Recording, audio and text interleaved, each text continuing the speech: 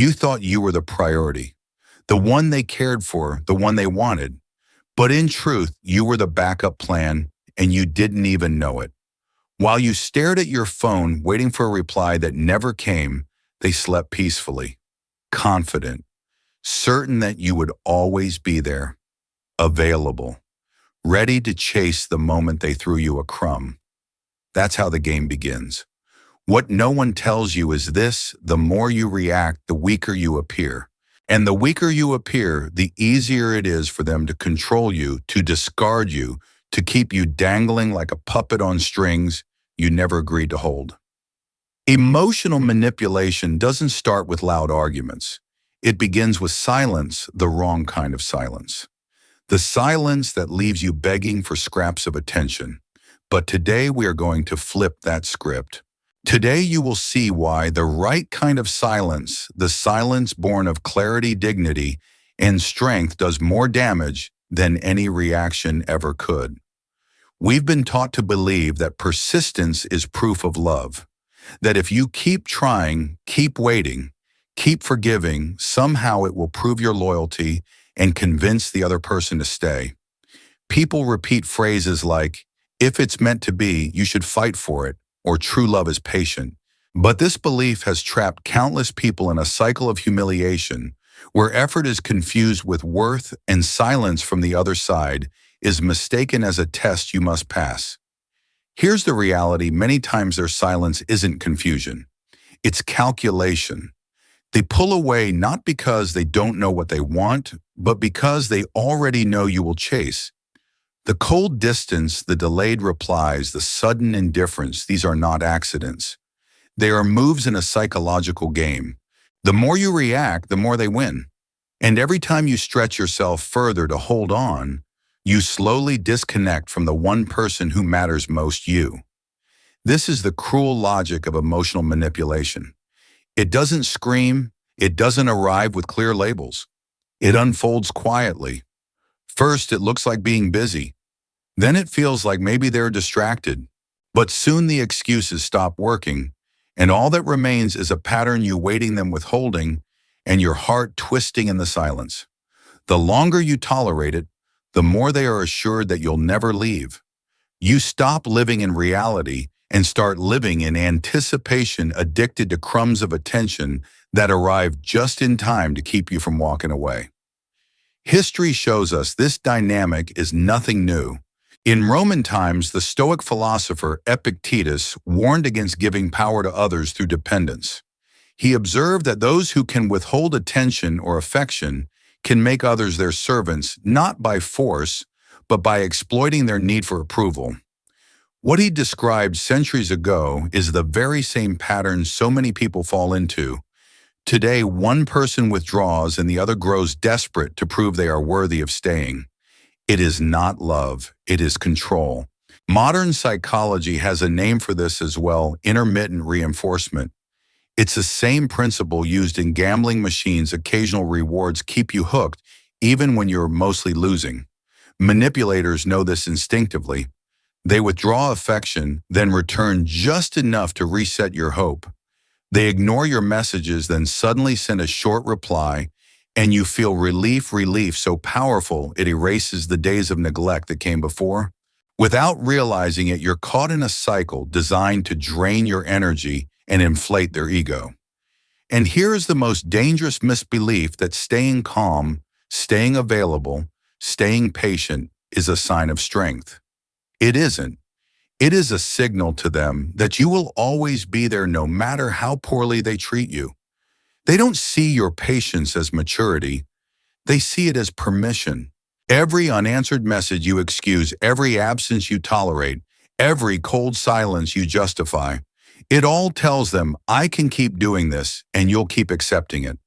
This is how people become backup plans without even noticing. You begin to reshape your life around someone who gives you nothing consistent in return. You check your phone 10 times an hour. You wait by the door, by the screen, by the promise that maybe they'll change. And while you're twisting yourself in knots to keep them close, they're sleeping peacefully, confident that your loyalty is guaranteed. What makes this trap so devastating is that it's invisible at first. Manipulation wears the mask of confusion. You tell yourself they're just figuring things out, or everyone goes through phases. But slowly, quietly, the pattern reveals itself. And by the time you see it clearly, you've already given away your energy, your dignity, your peace. The Stoics would call this the surrender of your inner citadel. Marcus Aurelius described the mind as a fortress that must be guarded at all costs, but in trying to hold on to someone else, you lower the gates, you open the doors, and you invite chaos inside. The irony is painful in your effort to save the relationship, you lose yourself. And here lies the heart of the problem. We are conditioned to believe that silence from the other person is something we must endure, explain, or fight through. We believe that if we insist enough, they will see our value. But the truth is, the more you insist, the less valuable you appear. The more you chase, the further they run. And the harder you try to prove your worth, the easier it becomes for them to treat you as disposable. This is the misbelief that keeps people trapped. The belief that love requires endless tolerance. The belief that patience will transform indifference into affection. The belief that begging for presence is somehow noble. But love that must be begged for is not love. Attention that must be chased is not respect. And a connection that survives only because you refuse to let go is not a connection, it is a prison. Until you see this clearly, you will keep playing the game. You will keep reacting, keep waiting, keep giving chances. And every time you do, you reinforce the pattern. The problem isn't only that they treat you with coldness, it's that you accept it as the price of staying. But what if that price is too high? What if the very silence you fear could become the silence that saves you? The Stoics believe that the greatest power a human being can possess is not over others, but over themselves. True strength is not found in domination and shouting or in endless arguments. It is found in self-control and the ability to decide where your energy goes, and in the courage to protect your peace even when every instinct tells you to fight. This is where strategic silence comes in. Strategic silence is not avoidance. It is not weakness. It is not the silence of confusion or fear. It is the silence of clarity. It is the conscious choice to step back, to withdraw attention, and to deny manipulative people the reaction they are waiting for. Think about it. What do manipulators crave most? They crave a response. They thrive on your explanations, your defenses, your repeated attempts to fix what they have broken. Every time you chase, you validate their power. Every time you beg for their presence, you confirm their control. Strategic silence strips them of that power. It is refusing to feed the fire. It is denying them the fuel they need to keep their game alive.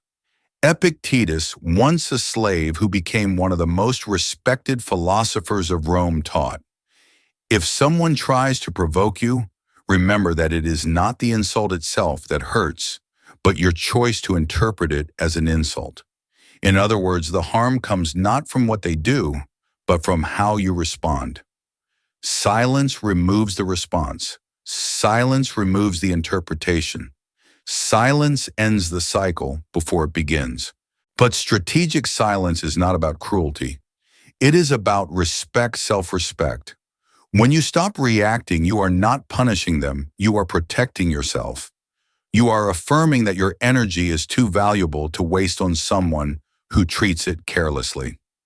Marcus Aurelius wrote in his Meditations, "You have power over your mind, not outside events. Realize this, and you will find strength." Strategic silence is that realization in action. You do not control their behavior, you control your response. And sometimes the most powerful response is none at all. In psychology, this principle is echoed in what therapists call emotional detachment. When you detach with clarity, you are not abandoning love or compassion, you are refusing to carry the burden of another person's manipulation. You are refusing to let their coldness define your worth. Detachment, like Stoic silence, creates a shield. Behind that shield, you can breathe, you can rebuild, and you can see things for what they truly are. Consider this: when someone pulls away, they expect you to chase. When they ignore you, they expect persistence. When they test you, they expect you to prove your devotion. Strategic silence flips the script. You don't chase. You don't explain. You don't perform. You withdraw. And in that withdrawal, the power dynamic collapses. Suddenly, you are no longer the predictable player in their game. You are the enigma, the one they can't control, the one they can't read. And that enigma is devastating to their ego. This principle is not about becoming cold or heartless. It is about reclaiming the energy you've been giving away for free. It is about understanding that love is not proven by how much pain you can endure, but by how firmly you can protect your dignity. The Stoics did not believe in letting emotions run wild. They believed in mastering them, directing them toward what truly matters. Strategic silence is one of the purest expressions of that mastery. And make no mistake, it takes strength to remain silent. It takes discipline not to send the late-night message, not to type out the long explanation, not to beg for attention. It takes courage to let the silence speak for you. But in that silence, something shifts, not only in the other person, but in yourself. You begin to feel the weight lift. You begin to see that your worth does not depend on anyone else's presence. You begin to discover that peace is found not in chasing, but in standing still. Silence in this sense is not emptiness, it is strategy. It is armor. It is the refusal to sell your self-respect for the illusion of connection. It is the conscious disappearance that says without words, access is no longer free. If you cannot value my presence, you will have to live with my absence. That is the Stoic solution. Not revenge, not drama, not loud declarations, just discipline, just clarity, just the quiet decision to walk away from what weakens you. And that decision, though silent, echoes louder than any speech you could ever give. Strategic silence is not an abstract idea. It's a practical discipline. To use it well, you need to apply it deliberately with clarity and strength. Here are 4 ways to turn silence into your most powerful shield. 1. Forgive internally, but do not reopen the door. Forgiveness is often misunderstood. We are told that forgiving someone means letting them back into our lives, but forgiveness in its truest sense is an internal act. It's choosing not to carry resentment while also choosing not to reopen the wound. When you forgive quietly but refuse to restore access, you reclaim control. The manipulator expects forgiveness to be their invitation to return. Instead, they meet a closed door. That closed door corrodes their ego because it shows that their favorite weapon, your willingness to give another chance, no longer works. For you, this silence is liberation. It's the moment you stop living in cycles of apology and disappointment. You forgive not to reconcile, but to release yourself. And in doing so, you redefine what forgiveness truly means: freedom without return. 2. Set subtle boundaries that speak louder than words. Boundaries don't always need to be announced. In fact, the strongest boundaries are often the quietest. You don't have to make declarations like "I'm cutting you off." Instead, you simply reduce access. You reply less. You share less. You stop explaining where you are and why. The effect is profound. Manipulators thrive on knowing your every move. They gain power by predicting your reactions. When you shift your behavior without explanation, they lose the map. They push, they test, but they find no familiar response. This uncertainty eats away at their confidence. Marcus Aurelius once said, "Waste no more time arguing about what a good man should be. Be one." Boundaries are lived, not shouted. When you live your limits consistently, you create an invisible wall that can't be argued with because it doesn't rely on words, it relies on action. And actions are harder to manipulate. 3. Use calm detachment as a weapon. One of the most disarming responses to manipulation is not anger but calm detachment. Instead of reacting with emotion, you maintain composure. You answer briefly, if at all. You stay light even when provoked. This approach destabilizes manipulators because they thrive on drama. They expect you to cry, to argue, to plead. They want the intensity of your reaction to fuel their sense of control. But when you respond with calmness, or even better with silence, the game falls flat. Psychologists describe this as the gray rock method. The idea is simple: when someone tries to draw energy from you, you give them nothing to grab onto. No drama, no fire, just cool indifference. This doesn't mean you don't care about yourself. It means you care too much to waste your energy on chaos. Epictetus would agree. He taught that the true test of strength is not whether someone insults you, but whether you allow yourself to be disturbed by it. Calm detachment is the modern application of that ancient wisdom. 4. Deny them the stage. Every manipulator is a performer. Their silence, their coldness, their provocations, all of it is designed to create a stage where you react. Without your reaction, there is no show. This means you stop giving them free space in your mind. You stop replaying their words, stop checking for their messages, stop talking about them to friends. The more you keep them alive in your thoughts, the more power they hold. Denying them the stage isn't just about ignoring messages. It's about cutting off emotional rent in your head. The effect is brutal. Without an audience, their strategies collapse. They begin to feel irrelevant, uncertain, even desperate. And while they search for your attention, you are already elsewhere, building your life, investing in people who actually value you. This shift is what transforms absence into authority. You no longer exist as their backup plan.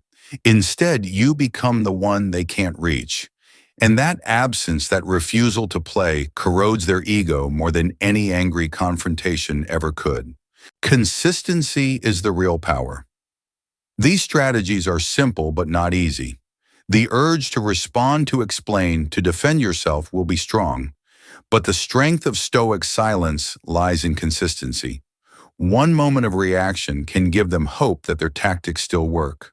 But steady silence that dismantles the game completely. Remember, silence doesn't mean defeat. It means you've stopped playing on their terms. It means you've chosen clarity over confusion and dignity over drama, peace over performance. And once you choose that there is no going back, there comes a moment when silence no longer feels like an absence, but like an answer. At first, it may feel unnatural. You'll want to explain yourself. You'll want to type the long message to call to prove that you are still worth their time. That is the reflex of someone conditioned to believe that love is something you must fight for endlessly. But the transformation begins the moment you resist that reflex. At first, they don't take your silence seriously. They think it's temporary. They imagine you'll give in after a day or two, that you'll break the tension with a message, that you'll fold the way you always did. When that doesn't happen, unease sets in. Their confidence begins to crack. The silence they once used against you now boomerangs back at them. And here lies the shift: they are no longer in control. You are. This is when silence becomes devastating, not because it is cruel, but because it forces them to confront the emptiness they created. They expected drama, confrontation, tears. Instead, they receive nothing, and nothing is far more powerful than noise. Nothing leaves them with questions that gnaw at their pride. Why aren't they reacting? Why aren't they chasing? Why did the pattern break? The Stoics would call this liberation of the soul. Marcus Aurelius taught that no one can disturb your peace unless you hand them the keys to your mind. By choosing silence, you reclaim those keys. You stop giving away your peace like loose change. You stop allowing someone else's coldness to dictate your worth. And in that refusal, you discover a strength that was always there, but buried beneath the habit of reacting. Imagine this: the phone that once consumed your attention now sits silent on the table. The messages that used to fill you with anxiety no longer define your day. You walk outside, breathe the air, and realize the world hasn't ended. In fact, it feels lighter. The energy that once went into chasing someone else now flows back into you. That is the emotional rebirth silence makes possible. For the other person, though, the experience is very different. What they once took for granted now feels uncertain. What they once dismissed now feels irreplaceable. They look at the same phone expecting your reply and find only absence. They scroll through their own distractions, but the emptiness remains. Because absence, once it settles in, cannot be ignored. It teaches in a way words never could. This is why silence is not just defense, it is dominance. Not the kind of dominance that shouts or humiliates, but the kind that corrodes quietly day by day. Their ego implodes under the weight of its own expectations. They thought you would always be there. Now they must live with the truth you're not. And for you, the transformation is not about them at all.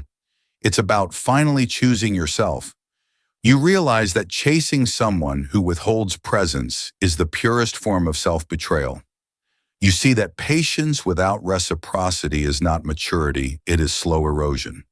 And you understand that love cannot survive where dignity is absent. There is a fierce beauty in this kind of ending. No screaming, no spectacle, no explosive confrontation.